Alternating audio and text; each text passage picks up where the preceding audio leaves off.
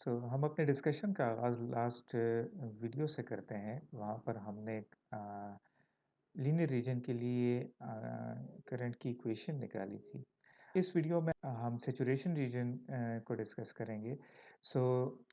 जैसा हमें पता है कि हम इन इस लीनियर रीजन में अगर वीडीएस इंक्रीज़ करते जाएँगे तो करंट की वैल्यू भी इंक्रीज़ होती जा रही है। अनटिल हम एक पॉइंट पे पहुँच जाएँ, लेट्स सपोज़ मैं इसको वी सेट कह देता हूँ। इस पॉइंट के बाद क्या हो रहा है, यहाँ पर अगर हम IV कैरेक्टरिस्टिक्स कर्व में देखें, तो जब हम VDS इंक्रीज़ करते जा रहे हैं, इवन VDS हम इंक्रीज़ करते जा रहे हैं, लेकिन ID की वैल्यू कांस्टेंट है, वो इंक्रीज़ नहीं हो रही। ID की वैल्यू सैचुरेट हो रही है। हम कह सकते हैं कि इस पॉइंट के बाद यानी वी सैचुरेशन पे हम क्या कह रहे हैं कि हमारे पास जो करंट है ID, जो चेंज इन करंट है due to change in voltage VDS, that is equal to zero. कहाँ पर है? जब हम हमारे पास VDS जो है ये V सेट के पर हो।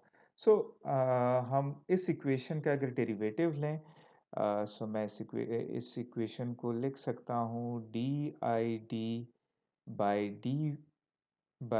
D V D S is equal to, ये कांस्टेंट टर्म है, बीटा एन, और यहाँ पर V D S and V D S, D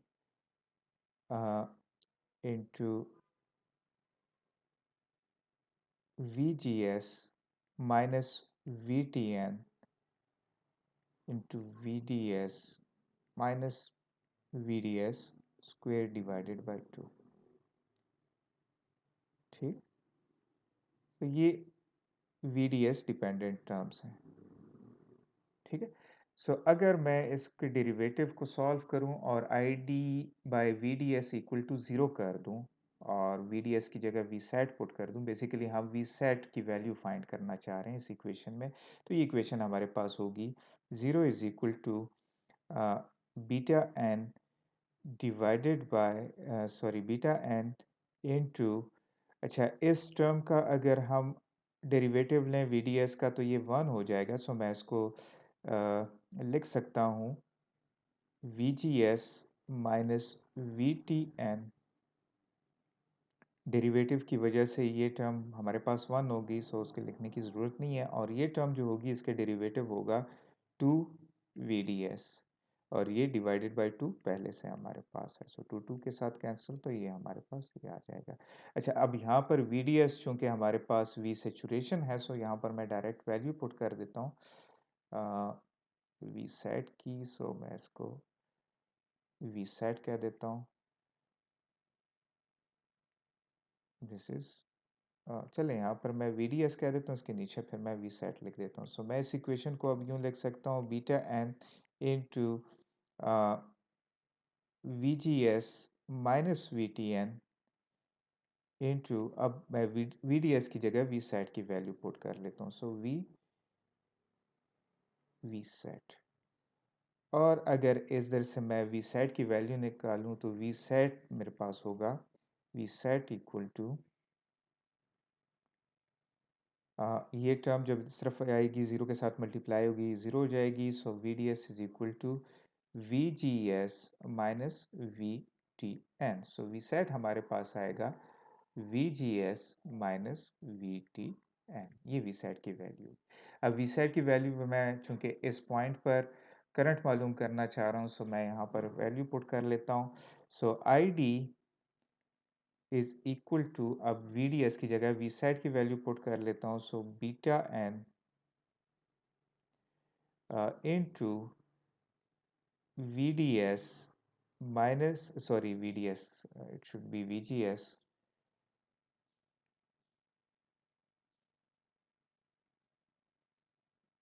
that is VGS minus VTN into, again V set की वैल्यू क्या है? VGS minus VTN। ये जब VGS माइनस VTN के साथ मल्टीप्लाई होगा तो VGS माइनस VTN स्क्वायर हो जाएगा, और इस तरह ये जो टर्म है ये भी हमारे पास VDS की वैल्यू V सेट पुट कर दें तो हमारे पास VGS माइनस VTN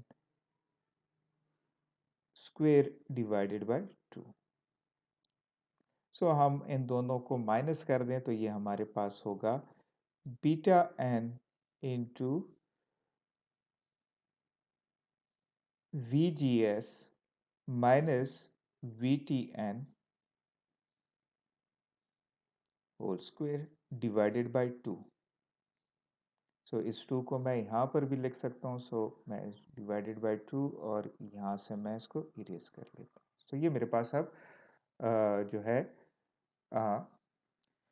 आईडी की वैल्यू आ गई। इस इक्वेशन को अगर हम गौर से देखें तो ये इक्वेशन देखें, ये वीडीएस इंडिपेंडेंट है, यानी अगर हम वीडीएस इंक्रीज करते जाएं तो इस इक्वेशन में हमें उसका इफेक्ट नज़र नहीं आ रहा। और यहाँ पर भी आईवी कैरेक्टरिस्टिक्स कर्व पे भी ये बात हमें नज़र आ रही है कि वीडीएस इंडिपेंडेंट है।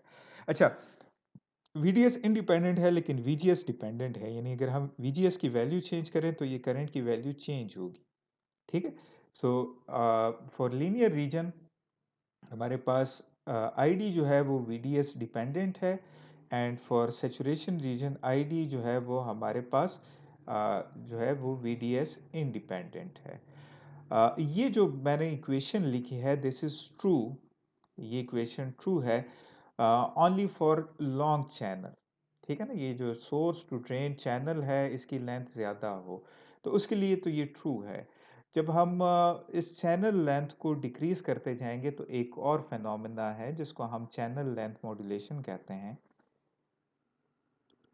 चैनल लेंथ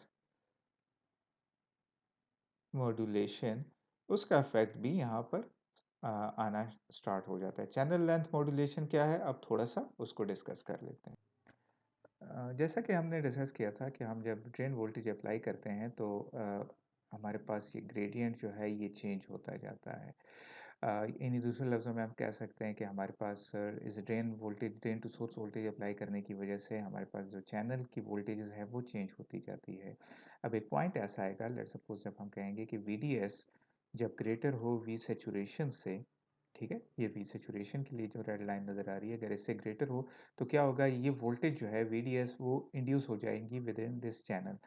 अब इसकी वजह से क्या होगा, हमारे पास effective channel length, let's suppose हम इसको एल इफेक्टिव कह रहे हैं, इफेक्टिव चैनल लेंथ जो है वो चेंज होगा।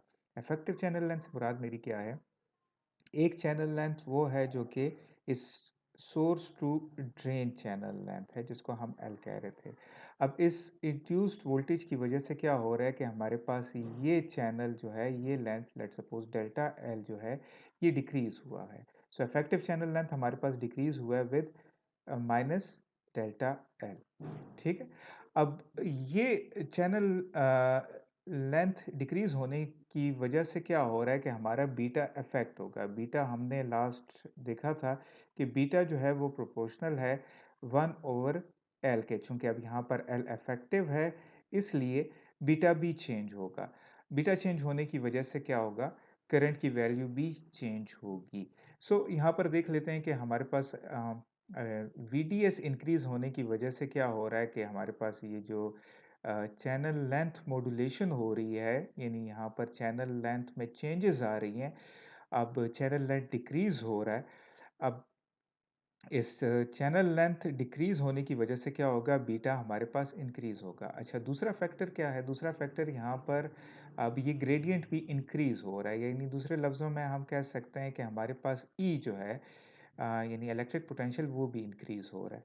सो करंट जो है वीडीएस आईडी वो भी इंक्रीज होगा, क्योंकि एक तो हमारे पास ये ग्रेडियंट इंक्रीज हो रहा है सो इलेक्ट्रॉन को ज़्यादा पुश मिल रही है।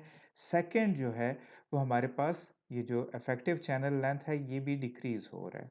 अच्छा, इफेक्टिव चैनल लेंथ जो है ये जो डेल्टा एल है, अगर हमारे पास ये चैनल बहुत बड़ा हो तो हम डेल्टा एल को इग्नोर कर सकते हैं। इसलिए हम जब लार्जर डिवाइसेस की बात करते हैं तो वहाँ पर हम डेल्टा एल को, ये जो चैनल लेंथ मॉड्यूलेशन है इसको इग्नोर कर सकते हैं।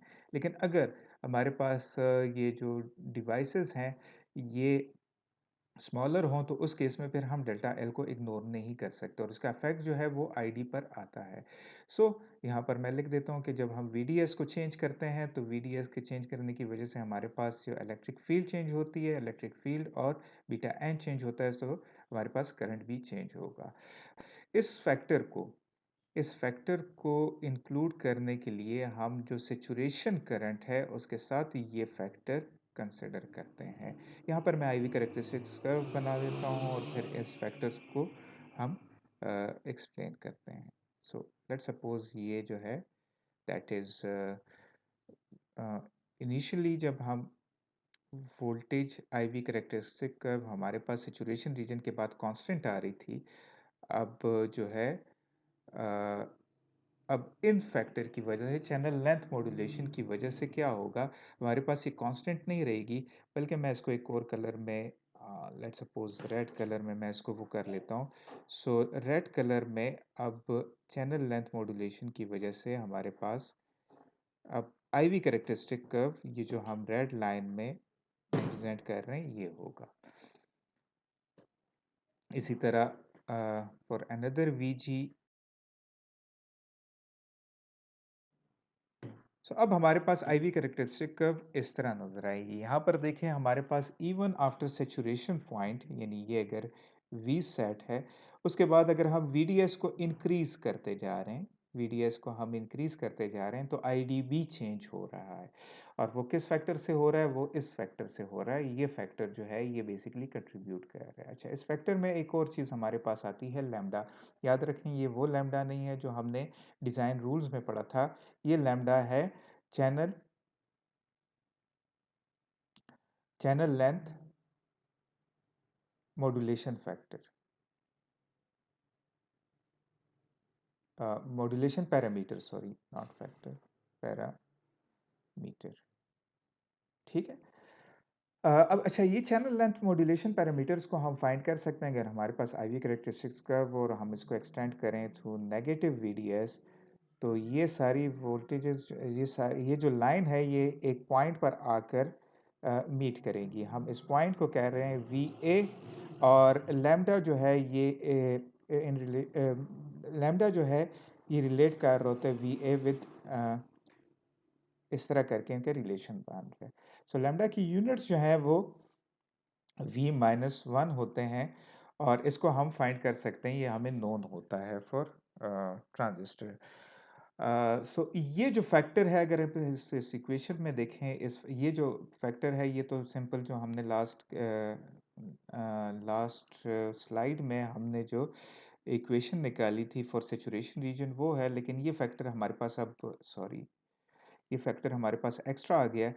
और ये फैक्टर जो है ये फैक्टर देखें तो हमारे पास वीडीएस डिपेंडेंट भी है। सो जितना हम वीडीएस जो है वो इंक्रीज करते जाएंगे तो हमारे पास ये जो चीज़ है ये ऐड होगी विद दिस दिस टर्म, और हमारे पास जो है वो आईडी भी इंक्रीज होता जाएगा।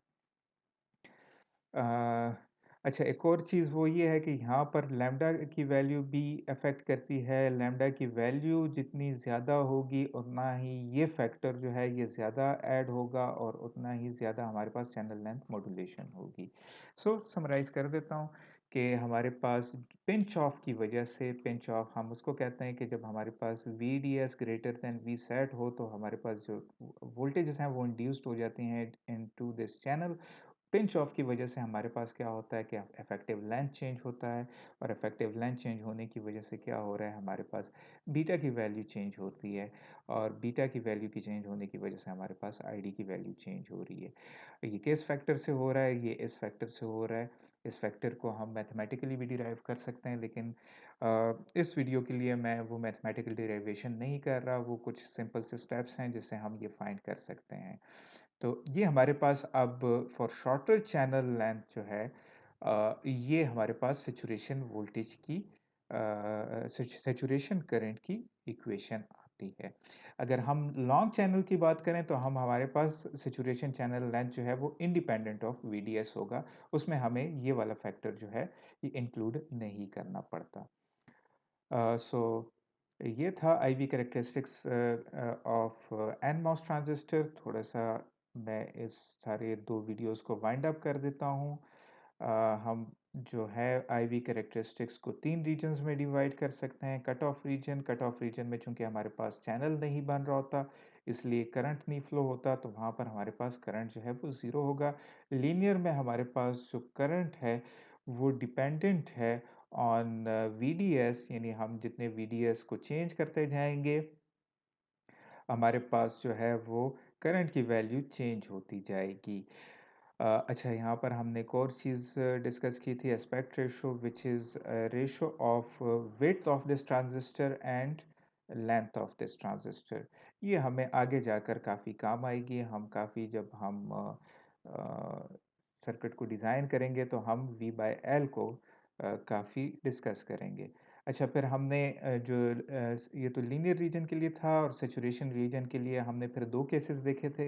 एक एक जो है वो लॉन्ग चैनल में चूँकि लॉन्ग चैनल के लिए हमारे पास आईडी की इक्वेशन ये आ रही थी, जो कि इंडिपेंडेंट थी वीडीएस के, और जो शॉर्ट चैनल था उसमें हमने फिर एक और फैक्टर इंक्लूड किया था जो कि वीडीएस डिपेंडेंट था, और उसकी वजह से हमारे पास इवन इन सैचुरेशन रीजन ये आईवी कैरेक्टरिस्टिक कर्व जो है ये कांस्टेंट नहीं रहती, बल्कि चेंज होती है। ऑल्दो ये मैंने थोड़ा-सा यहाँ पर एक्ज़ैजरेट करके बनाया है, यानी ये कर्व जो है ये थोड़ा-सा स्ट्रेट होगा, लेकिन मैंने जस्ट फॉर विजुअली हमें ज़रा ज़्यादा नज़र आए, इसलिए मैंने थोड़ा एक्ज़ैजरेट करके बनाया है। So that's it. ये हमारी डिस्कशन थी आईवी कैरेक्टरिस्टिक्स कर्व की। नेक्स्ट क्लासेस में हम सेकंड ऑर्डर इफेक्ट्स पढ़ेंगे, और हम जो है हम फिर डिस्कस करेंगे आरसी मॉडल ऑफ दिस एनफिट।